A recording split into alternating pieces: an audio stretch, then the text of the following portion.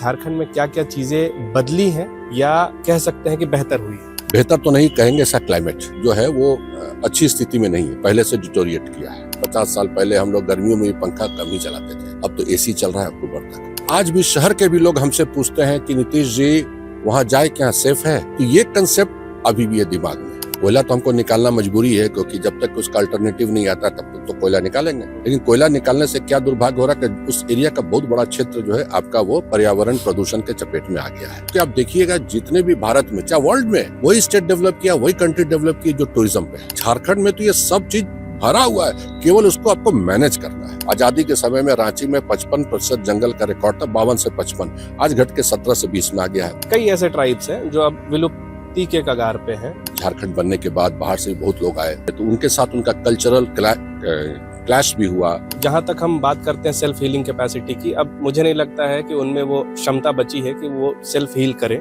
ये हम लोगों को समझना होगा कि आप जिस जगह भी जा रहे हैं उसको गंदा मत कीजिए। जब तक रिवर अपने को सेल्फ हीलिंग करे तब तक हम उसको फिर बर्बाद कर देते हैं। नेचर कभी तो रिवेंज लेगी। झारखंड अलग राज्य हुए इस बार 25 साल हो जाएंगे और झारखंड जो है एक पूरी कह सकते हैं कि एक युवा कहलाएगा। 2000 से लेकर के 2025 तक में झारखंड में कितने बदलाव हुए, झारखंड में क्या क्या चीज़ें नए तरीके से हुई, इसके आबो हवा में कितना बदलाव हुआ, ये सारी चीज़ों के बारे में हम जानने और समझने की कोशिश करेंगे।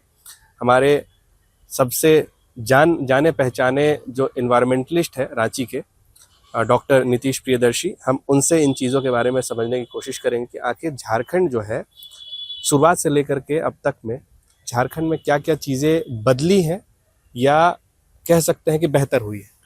देखिए, जहाँ तक बदलने की सवाल है तो एक ही चीज़ बदला है, बेहतर तो नहीं कहेंगे, ऐसा क्लाइमेट थोड़ा सा जो है वो अच्छी स्थिति में नहीं है, पहले से डिटोरिएट किया है, पहले से खराब हुआ है क्लाइमेट यहाँ का। कोई कारण भी है कि जंगल का कटना, अर्बनाइजेशन, बहुत सारे माइनिंग्स का खुलना, तो कहीं ना कहीं क्लाइमेट इसका असर हुआ। अगर हम रांची की बात करें तो बेस्ट एग्जांपल है ये देखने के लिए कि ये कैसे इसका क्लाइमेट चेंज हुआ। जहां आज से 50 साल पहले हम लोग गर्मियों में भी पंखा कम ही चलाते थे, अब तो एसी चल रहा है अक्टूबर तक। तो क्लाइमेट तो चेंज होता जा रहा है, गर्मी बढ़ती जा रही है। वृष्टि का भी अगर आप रेशियो देखेंगे, जो बारिश हो रही है, कभी किसी साल देखते हैं कि आप नहीं होती है, किसी साल इतनी होती है कि बाढ़ आने लगती है। सब चीज इरेटिक हो रहा है झारखंड में। तो कहीं ना कहीं इसमें हम ऐसे तो नेचर का अपना भी तरीका होता है चलने का, सेल्फ करने का, वो भी करता है, लेकिन इसमें हम लोग भी इंटरफेयर करते हैं कि जो हम बात करते हैं बार बार। तो 2000 से जो बात कर रहे हैं, 2025 में जो चेंज होना चाहिए चेंज हुआ है, लेकिन जिस तरह की चेंज यहाँ के लोग चाहते थे उस तरह का नहीं हुआ है। क्या और ज़्यादा स्कोप है या क्या बेहतरी के लिए जो बदलाव आप जो कह रहे हैं कि पब्लिक का जो एक एक्सपेक्टेशंस था उसके अनुसार ये बदलाव नहीं हुआ है, तो क्या एक्सपेक्टेशंस थे? देखिए, सबसे बड़ा एक्सपेक्टेशन कि झारखंड अपने टूरिज्म के लिए जाना जाता था। पहली बात, यहाँ सब तरह के टूरिज्म है, इको टूरिज्म है, जियो टूरिज्म है, रिलीजियस टूरिज्म है, सब तरह के टूरिज्म है। तो बहुत सारे टूरिज्म जो है यहाँ पर जैसे थे पहले वैसे ही चलते आ रहे थे। कुछ का डेवलपमेंट हुआ जो पुराने चीज थे, लेकिन आज भी, क्योंकि किसी भी देश की इकोनॉमी में टूरिज्म का बहुत बड़ा रोल होता है, आज भी शहर के भी लोग हमसे पूछते हैं कि नीतीश जी वहाँ जाए क्या सेफ है, तो ये कंसेप्ट अभी भी है दिमाग में। मतलब कि 25 साल हो गए फिर भी ये सेफ्टी कंसर्न जो है अभी भी है। वहाँ जो डेवलपमेंट होना चाहिए डेवलप करने के लिए, चीजों को वैसे ही यथास्थिति रखते हुए डेवलपमेंट करने के लिए, वो नहीं हुआ। तो आज भी वो स्थिति वही है जो आज से 30 साल 35 साल पहले थी। कुछ चेंजेस किसी फॉल्स में हुए हैं, लेकिन सब जगह का वही हाल है। बहुत सारे जो हमारे टूरिस्ट स्पॉट है आज भी हमारे लोगों से, नजरों से दूर है, चाहे लोग जाने से डरते हैं। कहा जाता है, ये मानते भी हैं कि झारखंड में खनिज संपदा भरी हुई है। ऐसे में अगर हम देखें तो सबसे ज्यादा जो एक्सट्रैक्शन जो बोलते हैं वो कोयले का होता है। कई ऐसे राज्य हैं जहाँ पे पन्ना भी मिलता है, कई अलग यूरेनियम भी है। क्या इन चीज़ों को लेकर के जो हम लोग का नेचुरल रिसोर्सेस है, इनको लेकर के अगर यहाँ की जनता जो है डेवलपमेंट की उम्मीद कर रही है, क्या हम पॉजिटिव वे में देख सकते हैं कि जेन्युइनली जो यहाँ के खनिज संपदा है उसको झारखंड के डेवलपमेंट के लिए यूज़ किया जाना चाहिए या यूज़ हो रहा है? देखिए, वो झारखंड के डेवलपमेंट के लिए क्या यूज हो रहा है तो आम आदमी भी जान रही है, कुछ ऐसा नहीं है। लेकिन जैसा आपने कहा कोयला तो हमको निकालना मजबूरी है, क्योंकि जब तक उसका अल्टरनेटिव नहीं आता तब तक तो कोयला निकालेंगे। लेकिन कोयला निकालने से क्या दुर्भाग्य हो रहा है कि उस एरिया का बहुत बड़ा क्षेत्र जो है आपका वो पर्यावरण प्रदूषण के चपेट में आ गया है। नदियां प्रदूषित हो गई हैं, जो साफ पानी हमको चाहिए वो नहीं मिल रहे, चाहे वो दामोदर हो, चाहे दामोदर की जितनी सहायक नदियां हैं, नलकारी से लेकर आपका साफी नदी से लेकर जितनी नदियां हैं वो सब प्रदूषित हो चुकी है। पीने लायक क्या, नहाने लायक भी नहीं है, जानवरों के लायक भी नहीं है। तो अब आप क्या उम्मीद कर सकते हैं, क्योंकि जो कोल माइंस हो रहा है, जैसे आपने कहा सिंहभूम में है आपका पन्ना का जो निकलता है, पन्ना माइनिंग होता है, जादूगोड़ा का यूरेनियम जिससे बहुत जगह आपके न्यूक्लियर चीज में यूज होता है। तो यहाँ जो भी डेवलपमेंट हुआ है वो प्राइवेटली हुआ है। मैंने जो लोग अपने हिसाब से किए हैं डेवलपमेंट, बड़ी बड़ी बिल्डिंग्स, अपार्टमेंट, वो हुआ है, लेकिन जो होना चाहिए था वो नहीं हो रहा, अभी भी नहीं हो रहा। जैसे आपका मेडिकल फैसिलिटीज, आज भी मेडिकल फैसिलिटीज बहुत केवल कुछ शहरों में सीमित हो गया। थोड़ा फैलना भी चाहिए मेडिकल फैसिलिटीज, सरकारी स्कूल अच्छे और होने चाहिए। ठीक है, बहुत सारे स्कूल खुले हैं, लेकिन आज भी सरकारी स्कूल जो क्षमता रखते हैं वो प्राइवेट स्कूल में ही भेजते हैं। तो ये जो गैप बन रहा है ना, क्योंकि सरकार में क्या है कि थोड़ा सा उसको इमेजिनेशन लाने की जरूरत है कि अगर आपको डेवलप करना है तो कैसे हम डेवलप करें कि यहाँ की ओरिजिनल चीज जो बची रहे और लोग आकर्षित हो। क्योंकि आप देखिएगा जितने भी भारत में, चाहे वर्ल्ड में, वही स्टेट डेवलप किया, वही कंट्री डेवलप की जो टूरिज्म पे है। आप भारत में देख लीजिए, साउथ इंडिया की तरफ लोग जाते हैं, टूरिज्म के लिए जाते हैं, हरिद्वार, ऋषिकेश, कहीं भी गए, केरला गए, हेल्थ टूरिज्म पे जाते हैं, अपना इलाज कराने जाते हैं। झारखंड में तो ये सब चीज भरा हुआ है, केवल उसको आपको मैनेज करना है। क्या वो सजेशन है कि आप बताना चाहेंगे कि टूरिज्म में इन तरह के डेवलपमेंट्स हो तो ज़्यादा बेटर हो सकता है? केवल टूरिज्म भी नहीं, सरकार को मैं जरूर राय देना चाहूंगा कि उनके पास क्षमता है, उनके पास टीम वर्क है, सब कुछ है, केवल उसको मैनेज करें। और क्या होता है कि उसमें आम लोगों को भी शामिल करें। क्या देखना चाहते हैं कि यहाँ हर गाँव का अलग अलग कल्चर है, आप एक कल्चर को दूसरे गाँव में नहीं थोप सकते हैं। तो आप वहाँ के लोगों से मिलिए, वो क्या चाहते हैं, क्योंकि वो क्या चाहते हैं अभी तक किसी को पता नहीं है। हम लोग थोप देते हैं सरकार की तरफ से, वो नहीं होना चाहिए। वो एक चीज हो। और जितने इंस्टीट्यूट है यहाँ पर, आपको एक टीम बनानी होगी, जो टीम के सलाह को आप अगर इच्छा हो तो मानिए, वो टीम आपकी रहेगी तो वो आपको सलाह देगी, उसमें हर फील्ड के लोग हों। तो जब तक आप टीम वर्क लेके नहीं चलिएगा, सिर्फ हम ब्यूरोक्रेट्स पे और बाकी पे छोड़ देंगे तो दिक्कत हो जाएगी।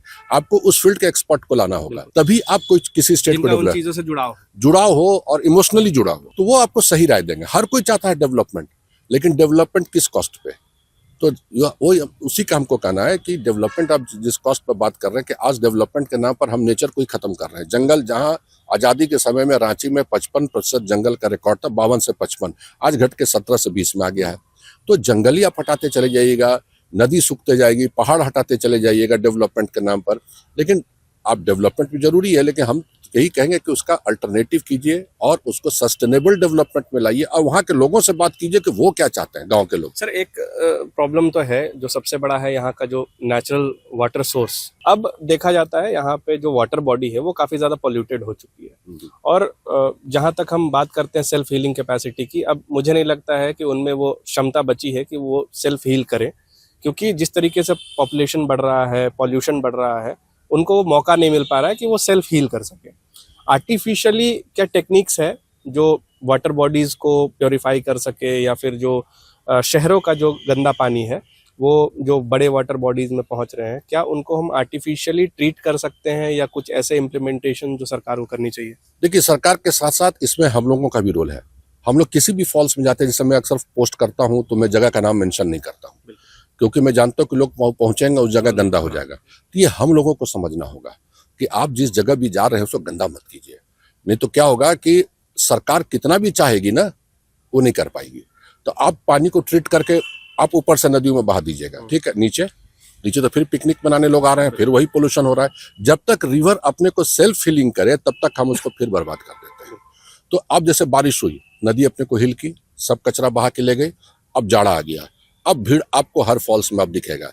और वहां शाम होते होते आप देखिए प्लास्टिक, कचरा, जूठा, सब चीज फेंका हुआ है नदी किनारे।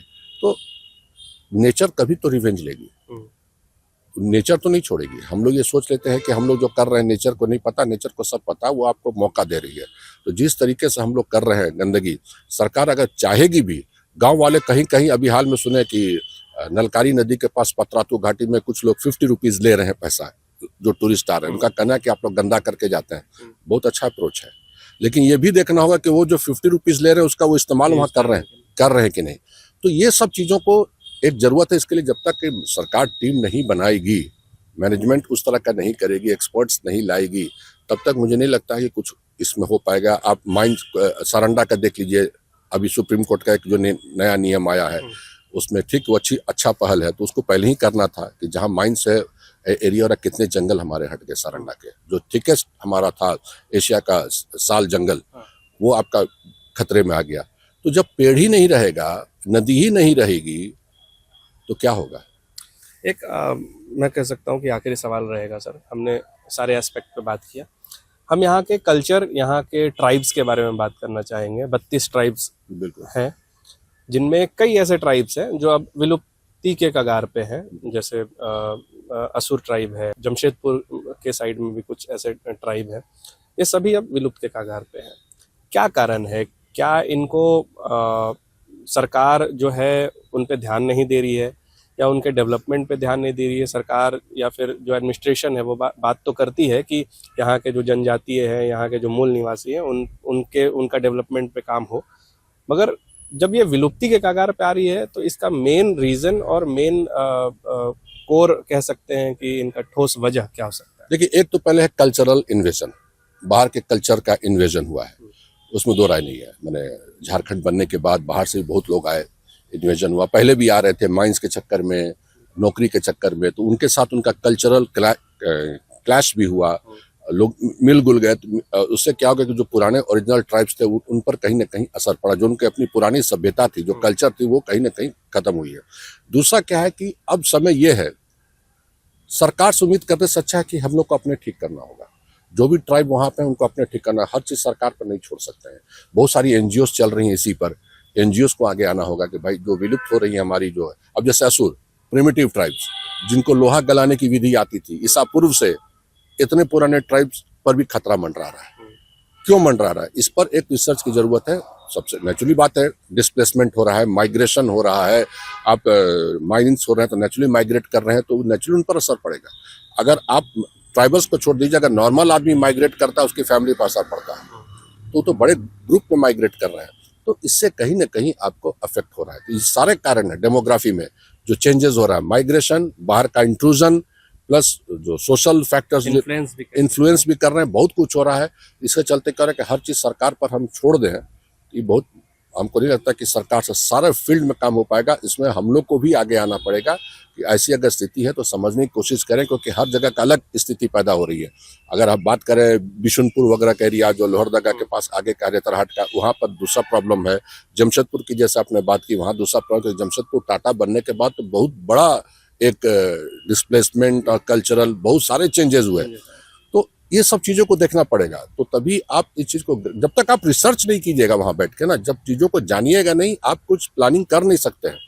तो ये करने की हमको जरूरत है, तभी हम कर पाएंगे। लेकिन सबसे बड़ा कारण, जैसा आपने पूछा, जैसे यहाँ पर जैसे क्रशर्स वगैरह चल रहे हैं, बाहर से लोग आए, नेचुरली वहां भी इन्वेजन हुआ, वहां भी आपका इंटरफेरेंस हुआ, और लेबर प्रॉब्लम शुरू हो गया, बाहर से लेबर आने लगे, तो बहुत सारा कल्चरल जो क्राइसिस शुरू हो गया ना, जिसके चलते इन लोग पर असर पड़ने लगा। अब सबसे बड़ा चीज क्या है कि आपका हेल्थ, जो आपका मेडिकल फैसिलिटीज, वो कितना है और कितना एक्टिव है तो बहुत जगह। जब मैं गांव में जाकर पूछता था तो देखते थे डॉक्टर्स हैं लेकिन ताला लगा हुआ है, तो वो चीज अब कितना सुधरा है ये जानने की जरूरत है। नहीं तो क्या होगा कि वही नीम हकीम खतराए जान वही घूमता रहेगा गांव में, क्वैक्स जिसको कहते हैं, वो घूमता रहेगा, तो स्थिति बहुत कुछ नहीं सुधरेगी। और इसके लिए जरूरत है एक विजन की। आप एक साथ बहुत कुछ नहीं कर सकते, लेकिन शुरुआत तो कर सकते हैं। जैसा आपने बताया कि अगर यही स्थिति रही, ये पॉइंट है, अगर यही स्थिति रही तो आने वाले 5 सालों में हम झारखंड को कहाँ देखते हैं, कैसे देखते हैं? डेवलपमेंट होगा या और ज़्यादा डिटेरिएट होगा? यहाँ का कंडीशन, यहाँ का ट्राइब, यहाँ का आबो हवा कैसे? आप देखिए, आबो हवा तो डिटेरिएट कर रहा है, इसमें दो राय तो हम लोग भी देख रहे हैं। आपका, हम लोग बार बार गर्मी आती तो वाटर क्राइसिस की बात करते हैं, और बढ़ेगा वाटर क्राइसिस। डेवलपमेंट हो रहा है, ऐसी बात नहीं है, लेकिन डेवलपमेंट किस चीज का हो रहा है? ओवरऑल होना चाहिए। हम फ्लाईओवर बना रहे हैं, आज भी देखिएगा रांची में जो फ्लाईओवर्स वगैरह, बहुत सारे फ्लाईओवर्स तो ऊपर खाली रहता है, नीचे फिर जाम है। तो जो प्लानिंग आप कीजिए, हमने फिर का विजन के साथ कीजिए, रिसर्च कीजिए कि इस जगह पर हमको क्या करना है। और उसके लिए हम लोग जैसे एनवायरनमेंट की बात करते हैं, हम लोग तो पढ़ाते भी हैं एनवायरमेंटल इम्पैक्ट असेसमेंट। अगर कोई चीज वहां बनने जा रहा है तो उसका एनवायरनमेंट पर क्या असर पड़ेगा, ये रिपोर्ट को सीरियसली लेना है, और हो नहीं पा रहा है। इसे जब कोई चीज खड़ा हो जाता है वो जगह बर्बाद हो जाता है। सबसे बड़ा तो चेंज यही दिख रहा है कि एलिफेंट आपके पास आ रहा है, जंगली जानवर आ रहे हैं, कहाँ से आ रहा है? बहुत जगह सुने तेंदुआ प्रवेश किया, कब किया, कहाँ से? उसको खाने की जरूरत है। तो आप उसका जो रास्ता है, कॉरिडोर है एलिफेंट का, वो आप बर्बाद कर दिए, तो वो तो अपने पुराने रास्ते में ही आएगा, अब खोजेगा। नदियां भी आजकल देखिएगा ओवर फ्लडिंग हो रही है, घरों में पानी घुस रहा है सब जगह, क्योंकि आप उसके बहने के रास्ते में घर बना दिए। तो कहीं कुछ प्लानिंग नहीं उस तरह का दिख रहा है। तो अगर झारखंड को आगे ले जाना है और नेशनल, आज भी लोग इसको सिर्फ समझते हैं कि वहां से मिनरल्स निकालो, पैसा कमाओ दूसरे जगह पे। यहाँ क्या हो रहा है, नहीं हो रहा, इसके बारे में कोई जानकारी नहीं है। उसके वो जानकारी देनी होगी, उस पर रिसर्च करने की जरूरत है। अभी भी मूलभूत रिसर्च जिसको कहते हैं, वहां करके सरकार उस रिपोर्ट को देखे और उसके अनुसार उस पर अमल करे। तभी होने तो 5 साल के बाद झारखंड कंफ्यूज्ड हो जाएगा कि वो कहाँ है, बर्बाद है कि आबाद है। इसको अपने को डिफाइन करने में उसको समय लगेगा। तो हमारे साथ रांची के जाने माने एनवायरमेंटलिस्ट डॉक्टर नीतीश प्रियदर्शी थे।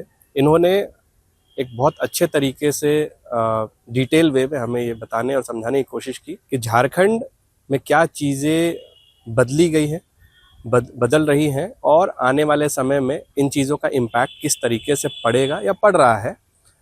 टूरिज़्म को लेकर के कितने स्कोप है, और यहाँ के जो आबो हवा है, यहाँ का जो ट्राइब कल्चर है, यहाँ की चीज़ों को सिक्योर करने के लिए सरकार और यहाँ की जनता को किन चीज़ों पे ज़्यादा ध्यान देनी चाहिए, इन सभी एस्पेक्ट पे हमने एक बहुत डिटेल में सर से बात करने की कोशिश की। अगर हम 2000 से देखें, 2000 से लेकर के 2025 तक में कई चीज़ें बदली हैं, डेवलपमेंट हुए हैं, मगर अलग अलग एस्पेक्ट पे।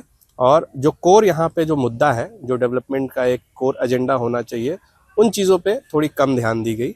और कहीं ना कहीं जो यहाँ की जनता है वो भी यहाँ के जो आबो हवा में बदलाव है, जो एनवायरमेंट में जो चीज़ें बदल रही हैं, जो डिटोरिएशंस हो रहे हैं, उसमें कहीं ना कहीं यहाँ के जनता का भी उतना ही हाथ है, जितना कह सकते हैं कि नेचर अपने आप को हील करने की कैपेसिटी को लेकर के थोड़ा डिटोरिएट हो रहा है। हम आगे और भी इस तरह की वीडियो के साथ जुड़ेंगे और आगे और ज़्यादा डिटेल में हम बात करने की कोशिश करेंगे। फिलहाल के लिए कैमरामैन अमृत टोप्पो के साथ मैं विकास, नमस्कार।